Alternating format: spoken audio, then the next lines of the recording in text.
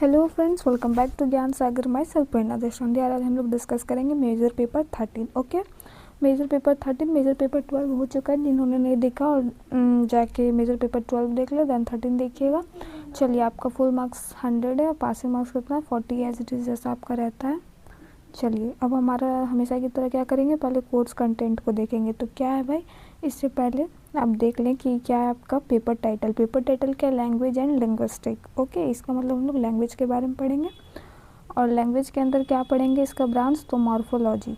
Morphology क्या है भाई, तो मॉर्फोलॉजी ब्रांच है किसका, लिंग्विस्टिक का। ठीक है, इसके अंदर क्या पढ़ेंगे, मॉर्फिम जो बिल्डिंग ब्लॉक्स होता है, मॉर्फ, एलोमॉर्फ, क्लासिफिकेशन पढ़ेंगे। मॉर्फेम्स का क्या है, मॉर्फोफोनेमिक्स पढ़ेंगे। प्रोसेस ऑफ वर्ड फॉर्मेशन, कैसे वर्ड का फॉर्मेशन होता है वो देखेंगे। ठीक है, यूनिट 2 में क्या है आपका, यूनिट 2 में ट्रेडिशनल ग्रामर है, स्ट्रक्चरल ग्रामर है और इमीडिएट कंस्टिट्यूएंट आईएस एनालिसिस है। ठीक है, फिर फेज स्ट्रक्चर ऑफ रूल्स है, ट्रांसफॉर्मेशनल जनरेटिव ग्रामर है। यूनिट 3 में क्या है, सेमेटिक्स है, relationship of semantics with pragmatics, sentence. ठीक है, preposition, denotation, connotation, sense, reference, ये सब पढ़ेंगे। चलिए, यूनिट 4 में क्या है, status of English in India. ठीक है, डिफरेंस बिटवीन ब्रिटिश इंग्लिश और जनरल इंग्लिश इन इंडिया। ठीक है, ये हम लोग को पढ़ना है।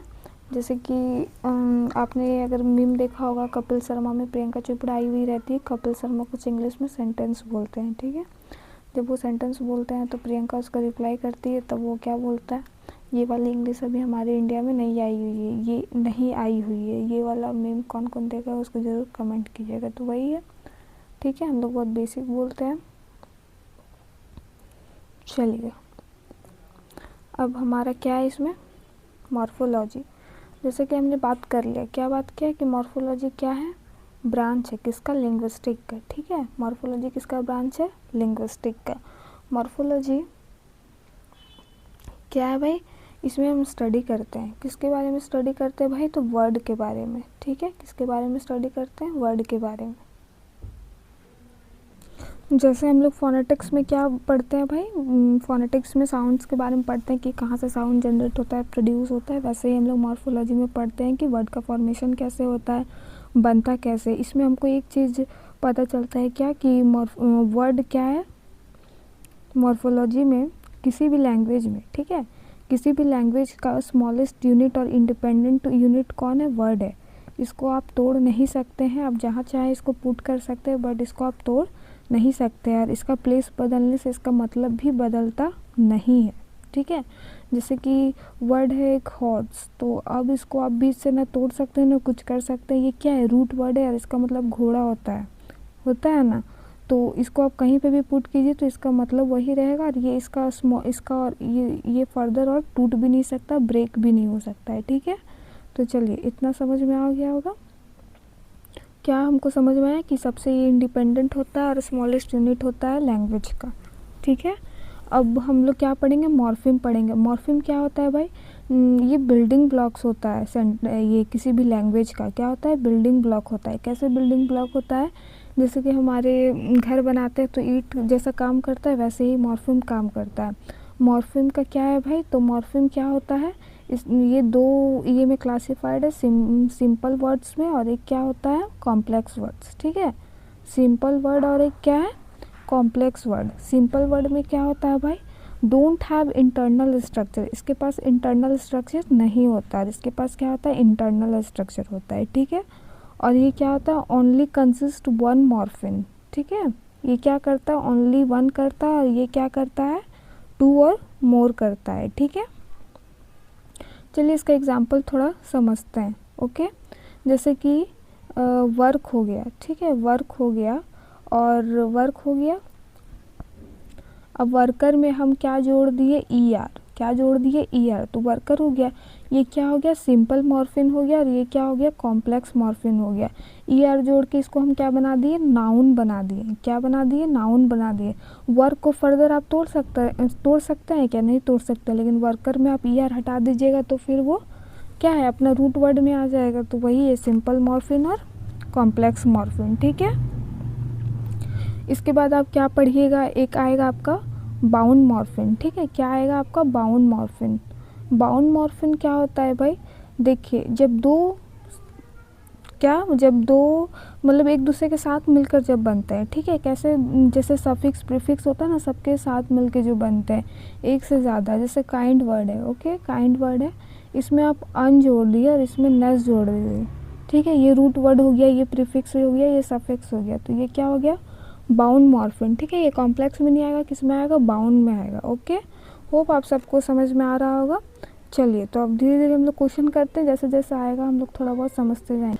चलिए पहला क्वेश्चन क्या है भाई, व्हाट इज़ मॉर्फिम। तो मॉर्फिम क्या है भाई, the smallest meaningful unit of language. ये क्या है, the smallest meaningful unit of language. आप इंडिपेंडेंट वर्ड भी यूज़ कर सकते हैं, ठीक है। चलिए उसके बाद क्या है, डिफाइन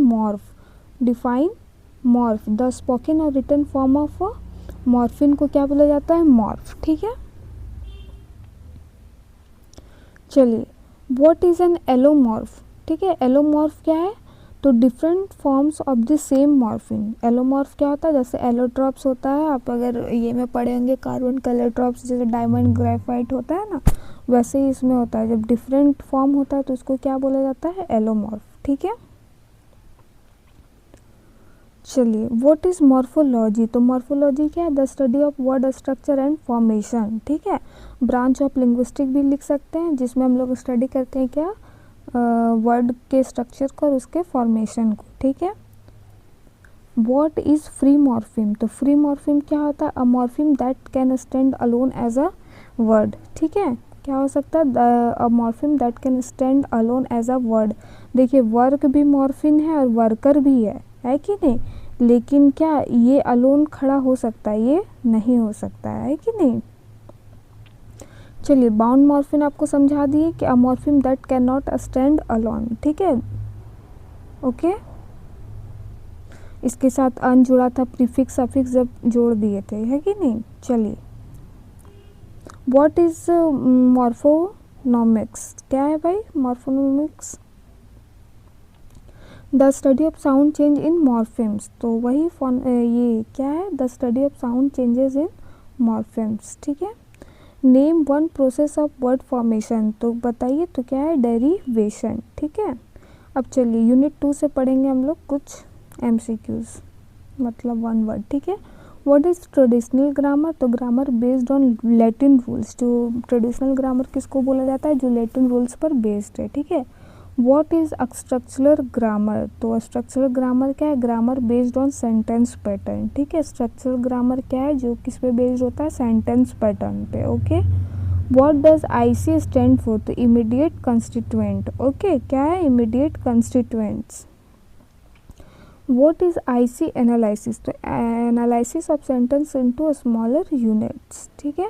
13 में what are the phrase structure rule. तो फ्रेज स्ट्रक्चर रूल क्या है, रूल्स डिस्क्राइबिंग सेंटेंस कंस्ट्रक्शन, ठीक है, रूल्स डिस्क्राइबिंग सेंटेंस कंस्ट्रक्शन।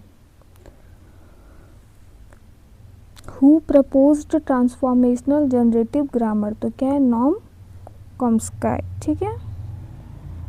अब हम लोग पढ़ेंगे सेमेंटिक्स में, ठीक है। तो व्हाट इज सेमेंटिक्स, क्या है, the study of meaning in language, क्या है, the study of meaning in language. What is pragmatics, क्या है, तो meaning of context of use, ठीक है, कॉन्टेक्स्ट ऑफ यूज में। चलिए what is sentence, a grammatically complete structure को हम लोग क्या बोलते हैं, sentence, okay. Grammatically complete sentence को क्या बोलते हैं, सेंटेंस, ठीक है। व्हाट इज यूट्रेंस, क्या है भाई, a spoken sentence in context. A spoken जब हम लोग बोलते हैं ना, बोला हुआ, ठीक है, स्पोकन। देखते हैं आप स्पोकन इंग्लिश और ग्रामर में बहुत अंतर होता है कि नहीं। चलिए फिर क्या है, व्हाट इज प्रीपोजिशन। तो सॉरी प्रोपोजिशन। तो प्रोपोजिशन क्या है, the basic meaning of sentence. Proposition क्या होता है, the basic meaning of sentence, ठीक है। व्हाट इज डिनोटेशन, क्या है, तो लिटरल और डिक्शनरी मीनिंग, ओके, लिटररी और डिक्शनरी मीनिंग। व्हाट इज कैनोटेशन, क्या है, तो एसोसिएटेड और इमोशनल मीनिंग, ओके। ये क्या है, डिक्शनरी मीनिंग, और ये क्या है, इमोशनल या फिर एसोसिएटेड, ओके। चलिए यहाँ पे क्या है, व्हाट इज सिनोनिम, क्या है, तो सिमिलर मीनिंग ऑफ वर्ड्स। वही सिनोनिम का ही है, क्या है, सिमिलर, पर्यायवाची शब्द, ओके। चलिए यूनिट 4 से हम लोग पढ़ेंगे अब। What is the status of English in India? तो एसोसिएट ऑफिशियल लैंग्वेज है कि नहीं, हमारा ऑफिशियल लैंग्वेज है। What is does RP stand for? तो received pronunciation. Okay. What does GI stand for? General Indian English. ठीक है, अब हम लोग 5 मार्क्स का क्वेश्चन करेंगे। ठीक है, define morpheme and explain it's type with example. तो मॉर्फिम को चलिए हम लोग डिफाइन करते हैं और इसके टाइप्स को। तो मॉर्फिम इज़ दी, थोड़ा बहुत हम लोग को समझ में आया है ना। अब इसी को हम लोग थोड़ा सा पढ़ लेते हैं। ठीक है, अ मॉर्फिम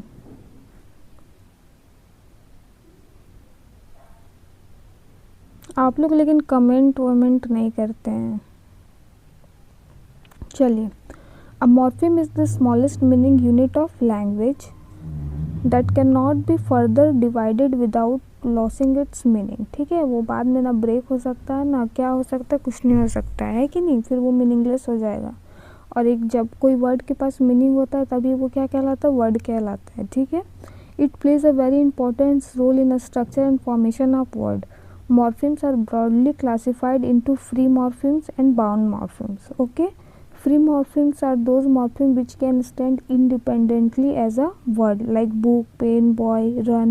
ये सब क्या हो गया, मॉर्फिम हो गया, फ्री मॉर्फिम हो गया। ये अलोन स्टैंड हो सकते हैं, है कि नहीं। आप इसको कहीं पे भी लगा दो, इसका मतलब सेम रहेगा आगे पीछे, है कि नहीं।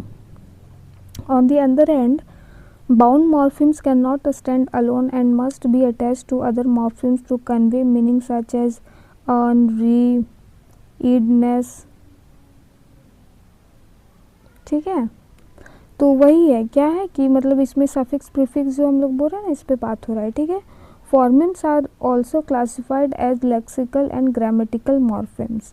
Lexical morphemes carry the core meaning of the word while grammatical morpheme express grammatical relationship. ठीक है, the study of morpheme helps in linguistic understand how words are constructed and how meaning is conveyed in language. ये हमें help करता है उसके meaning को समझने में और उसके स्ट्रक्चर फॉर्मेशन को समझने में। ठीक है, question number 2, explain morph and allomorph with suitable example. तो a morph is a physical spoken realization of morpheme in actual language use. It refers to the concrete form that appear in speech or writing. For example, plural morphemes is realized as cats. An allomorph on the other hand क्या है, is a variant form of the same morpheme that occurs in different linguistic environment. Allomorphs do not change the meaning but vary in pronunciation or form. For example, the plural morpheme in English has different allomorphs such as or z in dogs and iz in buses. This variation depends on phonological conditions. जैसे हम लोग बोलते हैं ना, put को पट क्यों नहीं बोलते हैं, तो वही है कि जब प्लूरल हम लोग किसी में ई एस लगाते हैं, किसी में बस एस लगाते हैं ना, वही सब है। The concept of morph and allomorph shows how language maintains smooth pronunciation while preserving meaning. It highlights the relationship between sound and structure in the language. ठीक है, discuss the major process of word formation in English। तो क्या है इसका process वही, तो देखिए, word formation refers to the method through which new words are created in language। तो word formation का मतलब क्या है, वो अभी एग्जिस्ट नहीं कर रहा है, उसको करवाया जा रहा है, तो वही प्रोसेस है कि नहीं। One major process is derivation. देखिए क्या है derivation, which uses prefix and suffix to form new words. ठीक है, इसमें क्या कर रहे हैं हम लोग, प्रीफिक्स और सफिक्स को यूज़ कर रहे हैं एक नया वर्ड बनाने के लिए, such as happy, becoming unhappy. Compounding in another process where two free morphemes combine to form a single word such as black board. तो ये क्या है, कंबाइन कर रहे हैं, ब्लैक और बोर्ड दोनों अलग अलग चीज़ है, लेकिन अब हम लोग क्या, ब्लैक बोर्ड अब हम लोग किसको बोलते हैं, जो स्कूल में होता है कि नहीं, जबकि ब्लैक काला होता है और बोर्ड को तो है ना। चलिए, conversion involves changing the grammatical category of a word without changing its form. For example, run is use as both noun and verb.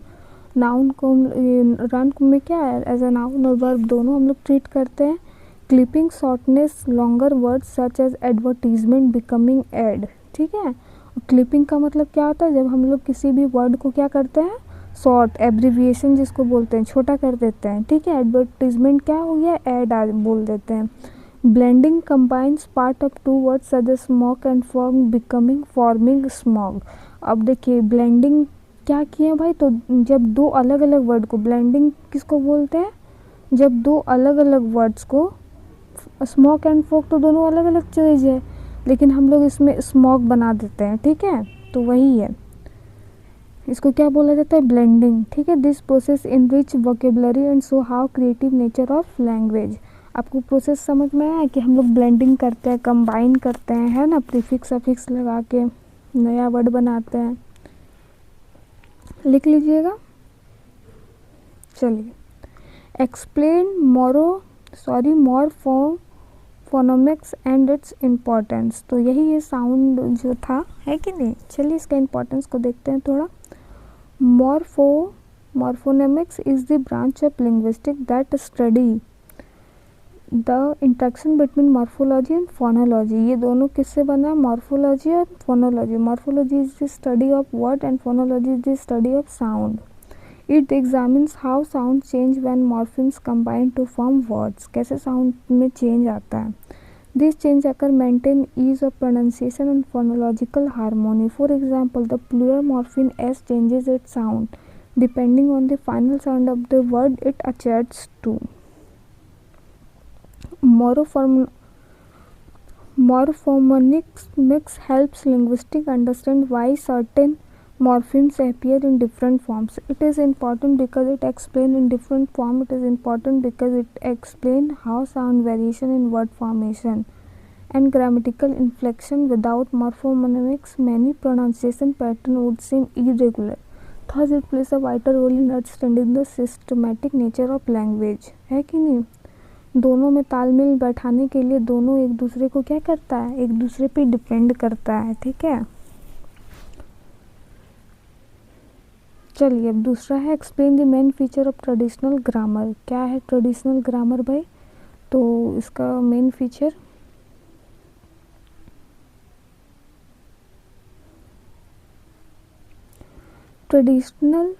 traditional grammar is based on rules derived mainly from Latin grammar. It focuses on correctness parts of speech sentence rule. This grammar emphasizes prescriptive norms and considers some uses as correct and other is incorrect, ठीक है। Traditional grammar classifies words into noun, verbs, adjectives and other categories. It also stresses sentence structure based on subject and predicate. Although it lacks scientific analysis, traditional grammar played an important role in teaching language and standardizing usage. It mainly concerned with written language rather than spoken language.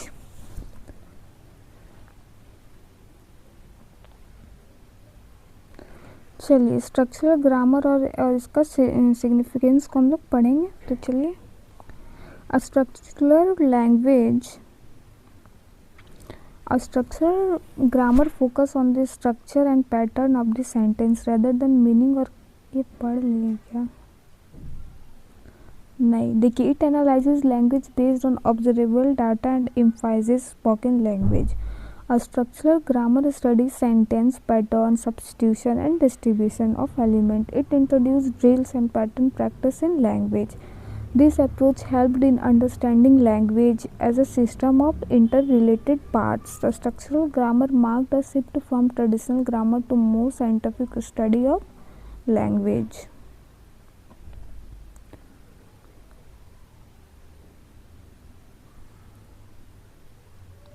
Explain immediate constituents of IC analysis। तो क्या है भाई, immediate constituent analysis is a method used to analyze the structure of the sentence। immediate constituent क्यों use होता है ये method, तो analyse करने के लिए किसको, तो सेंटेंस के स्ट्रक्चर को, ठीक है। सेंटेंस के स्ट्रक्चर को एनालाइज करने के लिए कौन सा मेथड यूज़ होता है, तो immediate constituent, okay.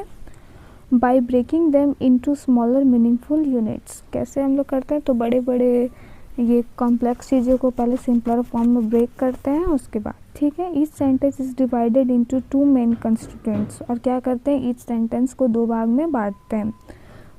Which are further divided until the smallest unit are reach. और तब तक हम लोग उसको डिवाइड करते जाते हैं तब तक वो स्मॉलेस्ट यूनिट में ना पहुंच जाए, दैट मीन वर्ड में ना पहुंच जाए, उसके बाद हम उसको ब्रेक नहीं ना कर सकते हैं। चलिए इसका एग्जांपल देखिए।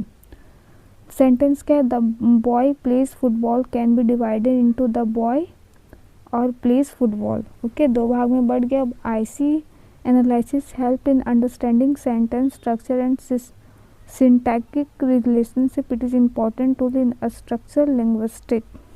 उसके बाद भी हम लोग इसको डिवाइड कर सकते हैं, है ना। बॉय को फिर नहीं तोड़ सकते हैं, प्लेस को फिर तोड़ सकते हैं क्योंकि इसमें क्या लगा हुआ है, एस लगा हुआ है कि नहीं। फुटबॉल भी क्या है, ब्लेंडिंग है कि नहीं, फुट और बॉल दो चीज़ से बना हुआ है। ब्लेंडिंग नहीं, ये क्या है, कंबाइन है। ठीक है, चलिए 8 number, describe transformational generative grammar. तो देखिए, transformational generative grammar was proposed by Noam Chomsky. ठीक है, it explains how deep structure of sentence are transformed into surface structure through rules. कैसे एक डीप स्ट्रक्चर को हम लोग क्या कर सकते हैं, ट्रांसफॉर्म कर सकते हैं एक सरफेस स्ट्रक्चर में बाय रूल्स, ऐसे ही नहीं, रूल्स के अकॉर्डिंग। ठीक है, this theory emphasizes that innate ability of humans to acquire knowledge। ये हमारे क्या है, हमारे नॉलेज, हमारे ह्यूमंस के एबिलिटी को दर्शाता है कि कितना आदमी क्रिएटिव हो सकता है, कितना ब्यूटी है लैंग्वेज का, कोई भी लैंग्वेज का, है कि नहीं। It introduces concepts such as deep structure, surface structure and transformation, transformational grammar और revolutionized linguistics।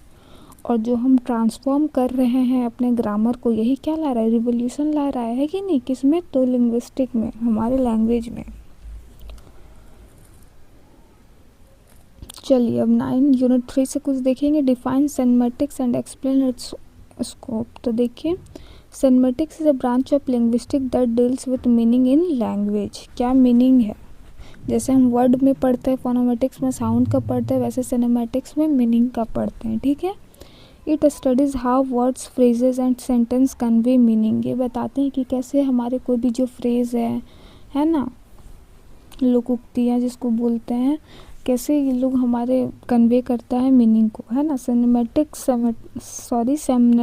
Examines literal meaning, relationship between words and meaning changes. It helps in understanding how language expresses idea and concept. कोई भी language कैसे express करता है किसी idea, thought, concept को, okay, fact को। Semantics it closely related to pragmatics as meaning often depends on context. ठीक है, प्रैग्मेटिक्स क्या होता है, जो कि मीनिंग जिसका कॉन्टेक्स्ट पे डिपेंड होता है ना। The scope of semantic includes word meaning, sentence meaning and semantic relationship. अब सेमेटिक्स और प्रैग्मेटिक्स में क्या अंतर है, इसको देखिए। Semantics deals with literal meaning of words and sentence independent of context. ये क्या होता है, इंडिपेंडेंट ऑफ कॉन्टेक्स्ट होता है। प्रैग्मेटिक्स क्या होता है, ये डिपेंड करता है किस पे, कॉन्टेक्स्ट पे। And how speaker interprets utterances. Semantics focus on what is said while pragmatic focus on what does it mean. ठीक है, सेमेंटिक्स क्या बोलता है कि वो उसने क्या कहा और ये क्या बताता है कि इसका मतलब क्या था, है ना। Pragmatics both are essential for complete understanding of language. दोनों ज़रूरी है किसी लैंग्वेज को समझने के लिए। Together they explain how meaning constructed and interpreted. Explain sentence, utterance and proposition. चलिए, a sentence is grammatically complete structure. Sentence क्या होता है, ग्रामेटिकली कंप्लीट स्ट्रक्चर होता है। And utterance is the actual spoken form of a sentence in a particular context. ठीक है, a proposition is a core meaning expressed by the sentence. Proposition क्या होता है, उस सेंटेंस का कोर मीनिंग होता है, पूरा मीनिंग होता है, उसने कहा क्या। ठीक है, उसके बाद while sentence are abstract, utterance are concrete. Proposition remains constant even if sentence change form. This concept help distinguish between a structure, use and meaning in language analysis. Okay, अब हम लोग इसके बारे में पढ़ेंगे, डिनोटेशन और कॉनोटेशंस के बारे में। ठीक है, तो denotation refers to the literal और dictionary meaning of a word. ठीक है, ये क्या बताता है, जिसका लिटरल और डिक्शनरी में जो है वही मीनिंग। ठीक है, और ये क्या बताता है, रिफर्स टू द इमोशनल और associative meaning attach to a word. For example, home denotes a place to live but cannot warm and security. ये एब्स्ट्रैक्ट उसके इमोशंस को बताता है, ठीक है। और ये क्या बताता है, जो लिटरल मीनिंग है जो डिक्शनरी में है, both are important understanding meaningfully, writers often use connotation to create emotional impact.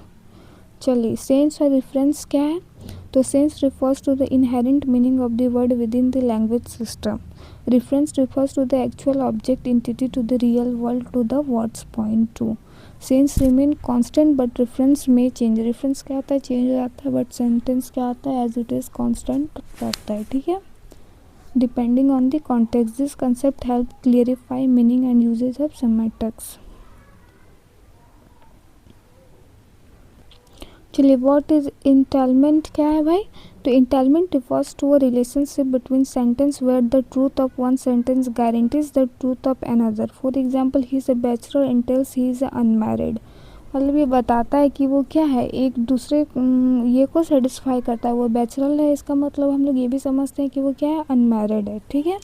इंटेलमेंट is important in logical semantic analysis, it help in understand implied meaning in language, वो आखिर बोलना क्या चाहता है, ठीक है। चलिए अब हम लोग यूनिट 4 का देखेंगे, discuss the status of English in India. India का क्या स्टेटस है, इंग्लिश का क्या स्टेटस है इन इंडिया, ठीक है। English holds an important position in India as an associate official language, है कि नहीं, एसोसिएट ऑफिशियल लैंग्वेज है।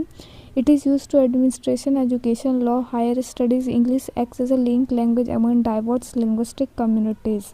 इंग्लिश लैंग्वेज क्या करता है, कनेक्ट करता है, लिंक करता है किसको, और डाइवर्स किसको, ऑल ओवर कम्युनिटीज़ पे, है कि नहीं। It also provides global access and employment opportunity. हमारा इंग्लिश दैट मीन हमारा क्या होगा, बैंक में, प्राइवेट बैंक में जल्दी होगा, है कि नहीं, ऐसा ही है। अगर third English plays a vital role in Indian society. चलिए differentiate between British, RP and general. तो चलिए British received pronunciation is considered a standard accent in Britain, ठीक है, ये क्या है, स्टैंडर्ड एसेंट है भाई। General Indian English differs in stress, intonation, pronunciation due to influence of Indian language.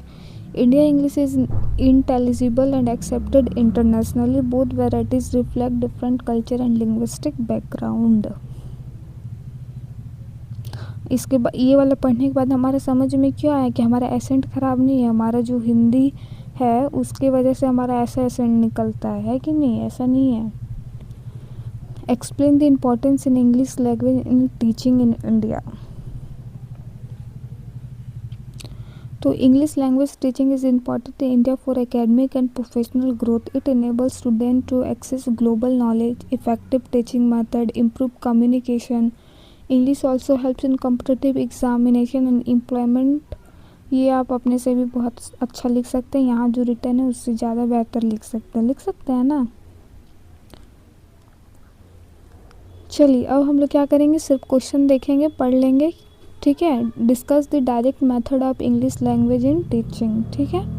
Explain the communicative approach to English language teaching, ठीक है। अब पार्ट सी है, वही सब क्वेश्चन रहेगा, बस इसमें थोड़ा मतलब थोड़ा बढ़ा चढ़ा के आपको लिखना है आपको, ठीक है। Discuss the concept of morphine in details and explain it's classification with suitable example. समझ में आ गया कि मॉर्फिन क्या था, बिल्डिंग ब्लॉक था, स्मॉलेस्ट यूनिट था, इंडिपेंडेंट था, ये सब आपको लिखना है। फिर फ्री मॉर्फिन्स होता है, बाउंड मॉर्फिन होता है। फ्री मॉर्फिन को आप कहीं पे भी यूज़ कर सकते हैं, बाउंड को नहीं कर सकते हैं ना।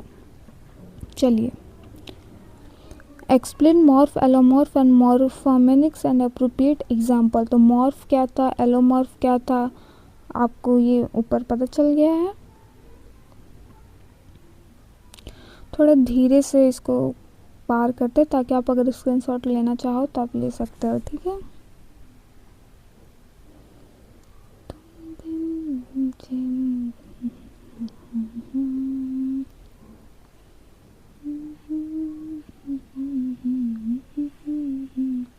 चलिए discuss in details the various process of word formation in English. तो हम लोग पहले क्या था, डेरिवेशन था पहला स्टेप, कि कैसे हम लोग ये करके क्लिपिंग करते हैं, बेंडिंग करते हैं, है कि नहीं।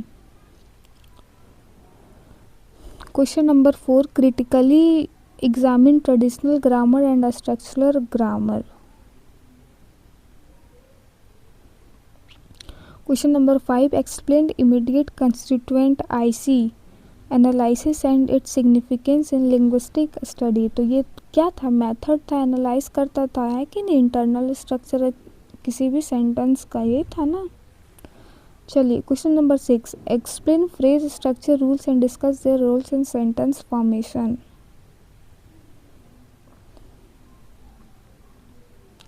7, discuss transformational generative grammar and its major concept. Explain the relationship between semiotics and pragmatic in details. Both are important और दोनों ब्यूटी को बढ़ाता है कि नहीं। Distinguish between sentence utterance and proposition with suitable example.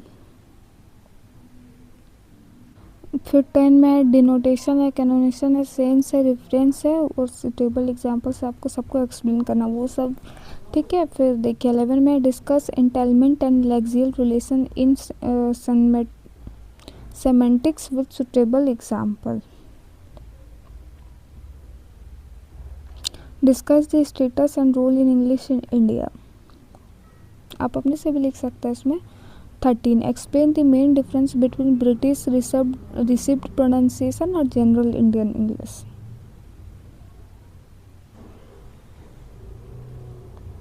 Discuss the major methods of English language teaching. Explain the communicative approach to English language teaching and its importance.